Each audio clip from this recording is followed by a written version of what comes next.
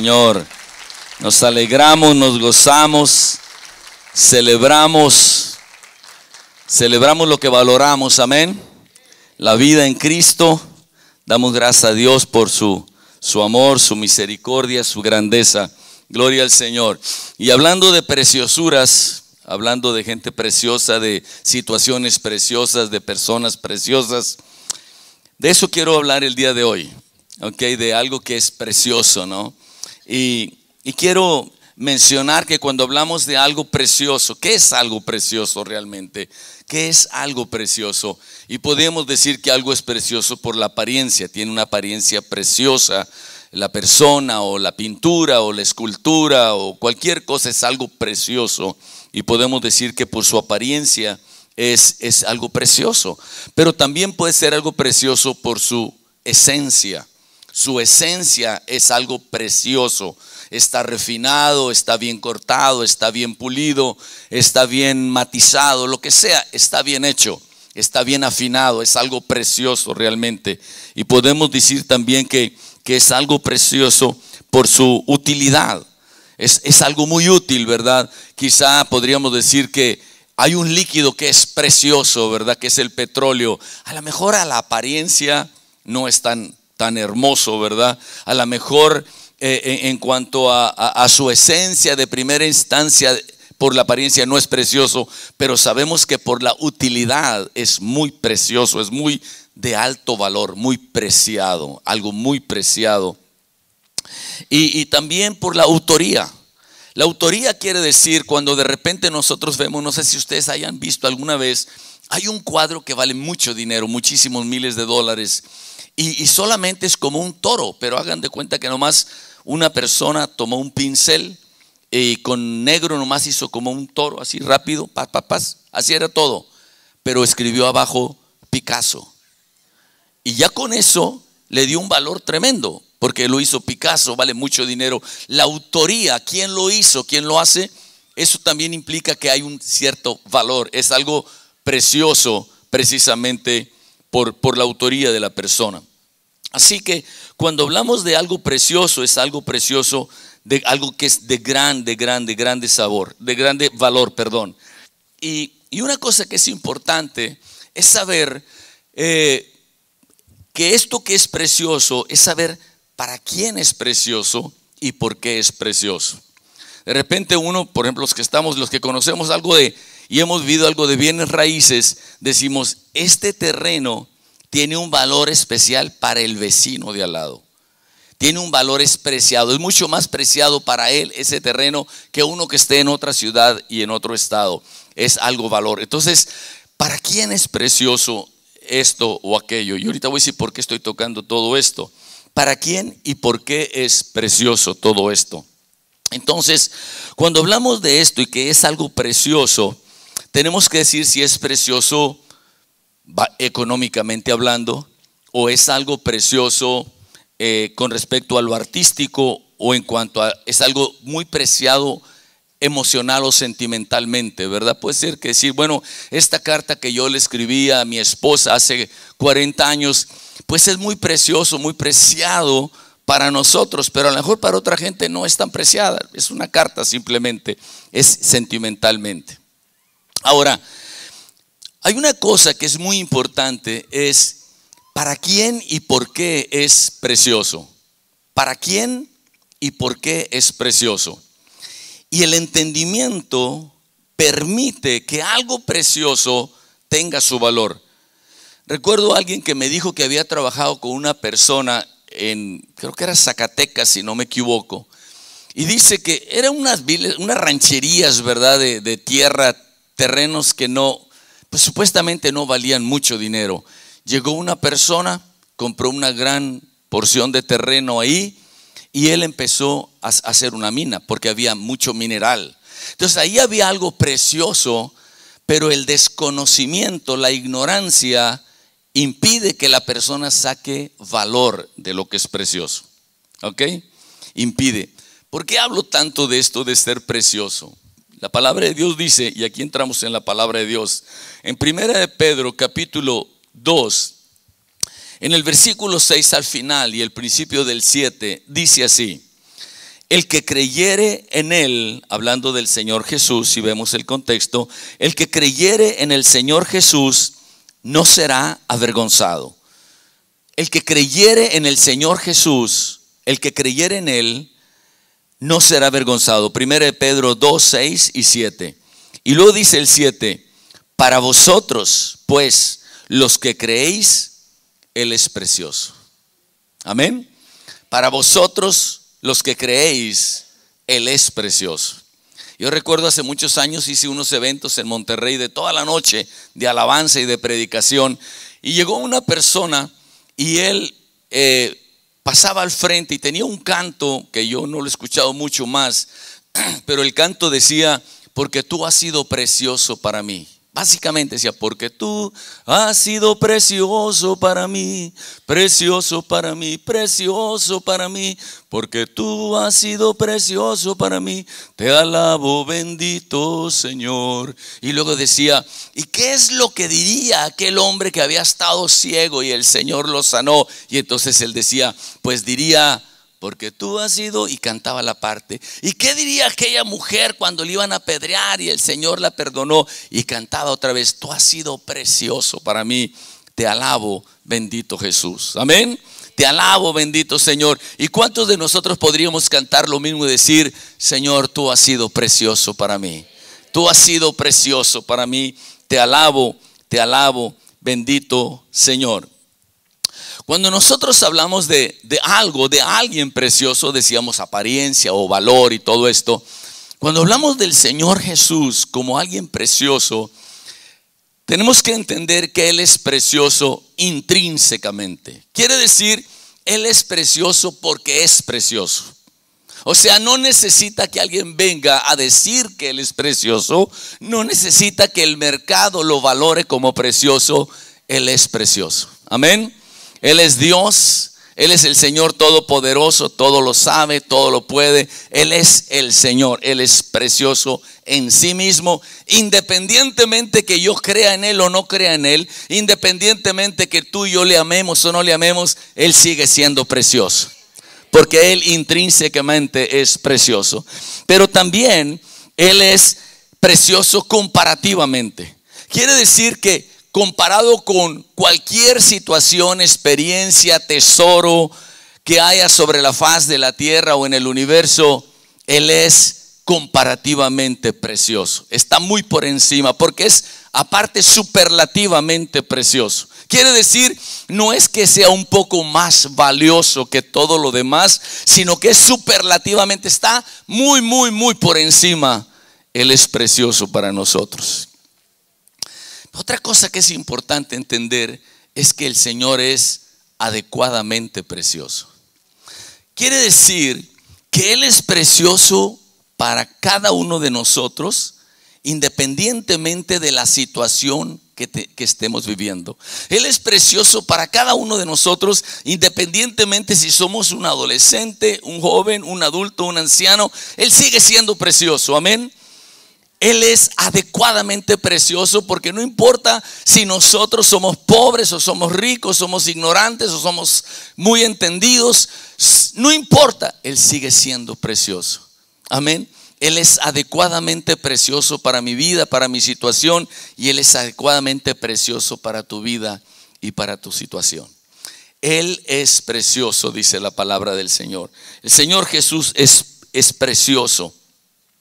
Y Él es precioso ¿para quién? Dice aquí que para vosotros los que creéis, Él es precioso. Él es precioso para los que creen, para ti, para mí, que creemos en Él. Él es precioso. Yo leía y repasaba y pensaba una y otra vez en esto, y yo decía, cuando yo digo Él es precioso para mí, es que para mí Él es precioso. Pero también implica que Él es precioso para mí. Es cuando alguien dice, mira, este anillo está precioso para ti, ¿sí? Y Dios te lo da. O cualquier cosa, esto es precioso y es para ti. Entonces Jesús no solamente es precioso para que nosotros lo admiremos, sino es de gran valor y precioso para nuestra vida. Amén. Es de gran valor para nuestra vida, es precioso para nosotros.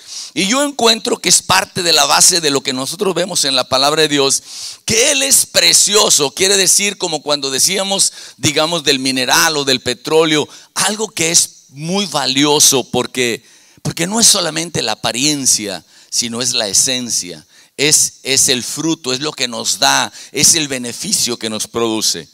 Y encontramos dos grandes encabezados. El primero de ellos, Él es precioso porque solamente a través de Él podemos tener vida eterna.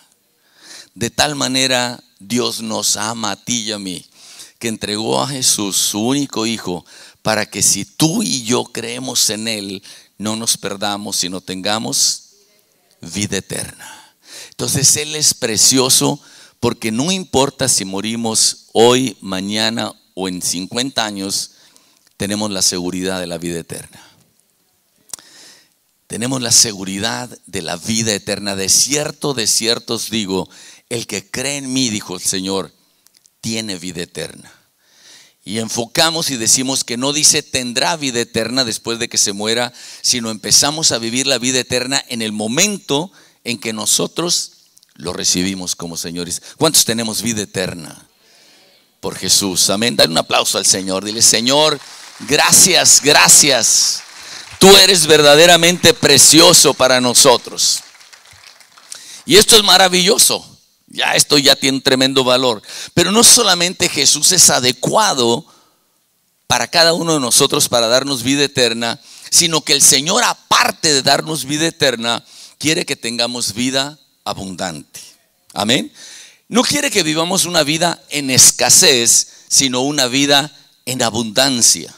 Quiere decir que Jesús es precioso para la eternidad, en lo largo de tiempo, pero también es precioso para la cantidad, en lo que nosotros tenemos en el momento que estamos viviendo cada día. Él es precioso. El enemigo vino a hurtar, matar y destruir, pero Él ha venido a que tengamos una vida que no sea en escasez, sino una vida que sea en abundancia. El Señor es precioso para las dos cosas, Él así lo dijo. Y cuando vemos en la palabra de Dios, encontramos algo que es importante. Cuando venimos a la palabra de Dios, encontramos que dice que no seremos avergonzados los que creemos en Él, porque para nosotros Él es precioso. Para nosotros Él es precioso. ¿Para quiénes somos nosotros? Dice, para nosotros los que creemos en Él. Amén. Los que creemos en Él. Entonces tenemos que ir a esto de creer en Él. ¿Qué es creer en Él? Porque creer en Él podría ser, bueno, pues yo creo que existe tal persona. No creo lo que Él dice, pero creo en Él que existe. Pero aquí, cuando entendemos la palabra de Dios, nos damos cuenta que creer en Él es creerle a Él. Amén. Es creo en Él y le creo a Él. Implica todo. No es nomás creo en Él, pero no le creo a Él. Lo que Él dice no lo creo. No, le creo a Él lo que Él me está diciendo. Entonces Él me dice, yo tengo vida abundante para ti. Si tú me crees a mí, vas a poder tener la vida abundante, la bendición. Y nos da principios. Y vemos que el Señor, hemos dicho una y otra vez, el fuego quema, el agua moja y el Señor mejora. Cambia para mejorar todo el tiempo. Nos quiere llevar de gloria en gloria y de bendición en bendición. Amén. ¿Cuántos queremos saber qué es lo que Dios tiene para nosotros? Dios tiene más para nosotros. Y Él dice, yo soy precioso para ti si tú crees en mí. Al creer en mí, yo soy precioso para ti.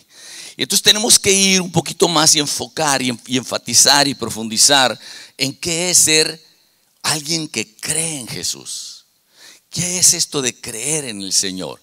Y claro, primero que todo para la salvación, cuando hablamos de la vida eterna, creer cuando dice en la palabra de Dios que estas cosas seguirán a los que creen o que sean bautizados los que creen. Y vemos el contexto, nos damos cuenta que no es solamente creer que Jesús vino a la tierra, sino que Él venció todas las cosas incluyendo la muerte. Amén. que Él realmente vino, que Él murió por nosotros, Él fue sepultado y Él resucitó. Y el creer en la resurrección, vemos el contexto y a eso se refiere. El que cree en la resurrección de Jesucristo, cree que Él venció la muerte y está en el trono ahora reinando, tiene vida eterna. Amén. Pero nos vamos a la vida abundante y queremos saber qué es lo que tengo que creer para tener la abundancia que Dios tiene. ¿Qué es lo que el Señor me enseña en su palabra? Nosotros podemos ir a Marcos capítulo 11 y nos encontramos con algo en especial. Ahí nos encontramos con una situación. Acuérdense que dice: el que creyere en Él no será ¿qué? No será avergonzado. El que creyere en Él no será avergonzado. Y yo he mencionado que la vergüenza es familiar del temor, y el temor es algo que nos paraliza y nos impide seguir adelante. Les voy a platicar el contexto de este pasaje. Resulta que el Señor ve una higuera a la distancia y yo creo que le dice a los discípulos: ahorita vengo, voy aquí a agarrar un higo. Y va caminando y llega a la higuera y resulta, o vienen ellos con él, y resulta que la higuera no tenía higos. Y yo no sé si entre ellos acá por debajo dijeron: vino a la higuera y no agarró nada, man. Y el Señor, eso que era el elemento para vergüenza, le dice: nunca más nadie coma de ti fruto. Y así queda. No pasa nada, se van. Después regresan al tiempo, al día o a los días, y ven que la higuera está seca. Y le dicen: Señor, la higuera está seca. Y yo creo que lo que el Señor quería mostrar es que no hay nada que te vaya a querer avergonzar que no se vaya a secar. Cualquier problema, cualquier situación, cualquier conflicto, cualquier montaña que se atraviese en tu camino, que te quiera avergonzar para que tú no llegues a donde quieres llegar, se seca en el nombre de Jesús. Amén. Se seca en el nombre del Señor. Y el Señor da un principio, unos lineamientos claves, así como nosotros hablábamos acerca de este camino nuevo que va por encima de la ley, que la ley decía: pues checa si aquella persona cayó en adulterio, y si cayó en adulterio, pues acúsala, y si la acusas, pues enjuíciala, y si la enjuicias, pues condénala, y si la condenas, pues mátala. Y viene el Señor y hace una mejoría y dice: yo voy a hacer un mejor cambio, una mejoría en esto. Y dice: no esperes a que te condenen, a que te acusen. Deja que tu propia conciencia te acuse. Y en vez de esperar a que te acusen y esperar a que te enjuicien y esperar a que te condenen y esperar a que te maten, desde antes tú permite que tu conciencia te acuse y tú mismo digas: esto no puede seguir. Perdóname, me arrepiento, Señor. El Señor te perdona, el Señor te limpia y tienes una nueva oportunidad. Amén. Lo mismo viene aquí.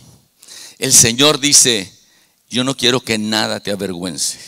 Y te voy a decir qué es lo que vas a hacer. Dice el Señor: ten fe en Dios. Porque no se trata de tener fe, de creer por creer. Nuestra fe no está en la fe, ni nosotros confiamos en las oraciones. Confiamos en Dios a quien oramos, y tenemos fe en Dios en quien creemos, en quien confiamos. Amén. Entonces el Señor da un principio y me gusta, me llama la atención cómo el Señor siempre tiene una riqueza para enseñarnos, porque dice que el Señor, cuando ellos le dicen: wow, Señor, la higuera se ha secado, y Él dice: tengan fe en Dios. Y luego les da la lección. Y aquí viene el principio. Estamos hablando de Jesús precioso para que nosotros no seamos avergonzados, para que nosotros tengamos vida abundante. Jesús adecuado a nuestra situación. Y dice en la palabra de Dios: porque de cierto os digo que cualquiera que dijere a este monte: quítate y échate en el mar, y no dudar en su corazón, sino creyere que será hecho lo que dice, lo que diga, todos digan: le será hecho. Aquí viene el principio. El Señor habla con ellos y les dice: tengan fe en Dios. tengan fe en Dios. Y luego dice, porque no se necesita ser una gran personalidad. No se necesita ser una persona con algo especial. Cualquiera. No se necesita ser un líder en una congregación. No se necesita tener muchos años. Cualquiera. Dile que está a tu lado. Cualquiera. Y en el buen sentido de la palabra. No es un cualquiera, sino cualquier persona. ¿Ok? Cualquier persona. Yo soy un cualquier persona. Tú eres parte de cualquier persona. Amén. Cualquiera que le diga a un monte, quítate y échate en el mar, y no dudare, le será hecho lo que dice. Vamos a desglosar un poquito esto. Primero es cualquiera, quiere decir que es tú, soy yo, no es yo tengo que ir con mi hermano o con mi hermana o con ella para, por favor, tú hazme el favor de hacer. No, yo estoy incluido, yo soy de los que cree, yo puedo hacerlo. Que le diga a un monte, que le diga a esto que te está impidiendo que tú llegues a donde tienes que llegar, a donde tú quieres llegar, lograr lo que tú quieres lograr. Que le diga, quítate y échate en el mar. Que le diga, quítate y échate en el mar. Lo que diga y no dudar en su corazón le será hecho. Ahora, hay una cosa que es un error que yo cometí por muchos años, como que le falta una revelación hasta que estás en la palabra otra vez y otra vez, meditando para sacarle la esencia que Dios te revela. Porque yo pensaba, bueno, es que si yo no tengo una fe absoluta, sin duda alguna, no le voy a decir a la montaña que se quite, porque me va a dar vergüenza que no se va a quitar. ¿Cuánto les ha pasado eso? Dice, no, mejor le voy a decir a él que él sí ore, porque él sí tiene fe, yo no tengo fe, y lo que va a pasar es que yo voy a orar, no va a pasar, y entonces voy a pasar vergüenza. Entonces le voy a decir a él, y total, si no sucede, pues que la vergüenza la pase él, ¿verdad? Pero voy viendo en la palabra y veo el orden de las cosas, porque en la palabra el orden de las cosas sí altera el producto. En la palabra el orden de las cosas sí altera el producto. Y sucede que el Señor dice, decláralo. Pero Señor, es que dice que lo declare sin duda. Entonces, como todavía tengo duda, pues no lo voy a declarar. Y empiezo a ver la palabra y me doy cuenta que la idea es, lo digo. ¿Tengo duda? ¿Qué hago? Lo vuelvo a decir. Lo vuelvo a decir. Y me checo. Y resulta que parece que todavía tengo un poquito de duda. Pues lo vuelvo a decir. ¿Hasta cuándo? Hasta que ya no tenga duda. O sea, yo tomo un granito que se llama semilla, que he sabido que si yo lo siembro, que si yo lo meto en la tierra, va a crecer una planta y va a producir muchas mazorcas. Y yo lo tomo, y puede ser que yo lo siembro, yo soy el sembrador y yo lo siembro y yo lo creo, pero cuando lo hago, viene un pájaro y se la come. Y yo digo, no, ya nunca vuelvo a sembrar semillas hasta que tenga la plena seguridad que nunca va a fallarme. No, lo que hago es agarrar unas piedras, ¿verdad? Y digo, viene un pájaro y yo le voy a tirar, como a las palomas que se metían aquí a la iglesia. En el nombre del Señor, yo decía, vámonos. Y entonces yo digo, bueno, voy a agarrar otra semilla, pero ahora me voy a cuidar que las palomas no se coman mi semilla. Y la vuelvo a meter y veo que empieza a crecer, pero resulta que las espinas lo empiezan a ahogar después de un momento. Y digo, ya se me ahogó la plantita también que venía. Entonces, ahora, aparte de las piedras, pues voy a quitar las espinas. Y saco otra semilla y la vuelvo a plantar. Y resulta que había piedras. No tuve cuidado de haber quitado las piedras. Pero a medida que yo sigo sembrando y sembrando y sembrando, llega un momento que yo he vencido todos los obstáculos y luego tendré fruto. Amén. Tendré fruto. Y el Señor es lo que nos está diciendo. Decláralo, créelo. Bueno, ¿y qué pasa si lo declaro y tengo duda y luego viene un pájaro y se la lleva? Porque son los pensamientos de duda que están revoloteando en mi cabeza. pues al rato lo quitas y vuelve a sembrar, no dejes de decirlo. Entonces, la declaración que uno hace, la declaración, lo que uno confiesa, es algo que realmente son semillas que sembramos.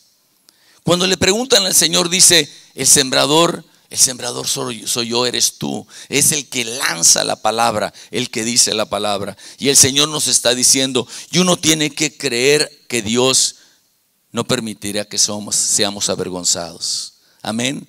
Él no lo va a permitir. Nosotros tenemos que creer y seguir sembrando y volver a hacerlo y hacerlo una vez más. Entonces, lo que tenemos que hacer es seguir hasta que esto suceda. No dice que Él lo hará. Por eso quise enfatizar. No dice que cuando uno insiste, yo lo voy a hacer. Hay todo un sistema que Dios ya puso en la tierra, en la humedad, en el aire, en el sol, que si yo siembro la semilla, sucederá. ¿Queda claro? No es mi fuerza, no es que yo hice que la semilla creciera, es Dios lo hizo, Dios lo hará. Y escuchaba yo un ejemplo de un bosque que se estaba quemando, estaba incendiándose. Y entonces los animales empezaron a huir del bosque. Pero un gorrioncillo que estaba, creo que era pecho amarillo, pero un gorrioncillo, él iba al río y se mojaba las alitas y venía y le echaba 1, 2, 3 gotitas ahí sobre el agua, y volvía a ir al río y le echaba otra vez gotitas. Y ahí un animal le dijo: oye, ¿qué estás haciendo? Y dice: no, pues yo estoy aquí tratando de apagar el fuego. Dice: no, hombre, ya todos nos estamos yendo, nunca vas a acabar. Pero es que este bosque me da de comer, este bosque es mi casa, este bosque es donde están mis amigos, este bosque es el que me produce todo. Yo voy a seguir luchando. No, hombre, nunca lo vas a lograr. Pero él siguió haciéndolo. Y la misericordia de Dios, dándose cuenta de la fe del pajarito, soltó un gran chubasco y se apagó el incendio.